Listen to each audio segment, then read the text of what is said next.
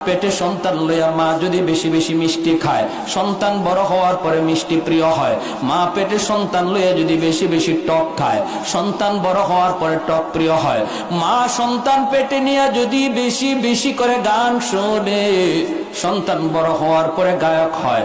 মা সন্তান পেটে নিয়ে যদি বেশি বেশি কোরআন তেলাওয়াত করে, সন্তান বড় হইয়া কোরআনের হাফেজ হয়।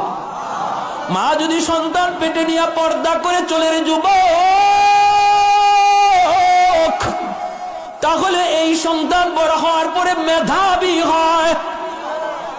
আর পেটে সন্তান নিয়ে যদি মা বেপরদায় চলে, তাহলে এই সন্তান বড় হওয়ার পরে বোকা হয়, প্রতিবন্ধী হয়। কোটি টাকা খরচ করতে পারো সন্তানের পিছনে, মেধা খুলবে না, মেধার বিকাশ ঘটবে না, কারণ মা পেটে নিয়ে বেপরদায় হাঁটতো। এ যুবক একটু বলো,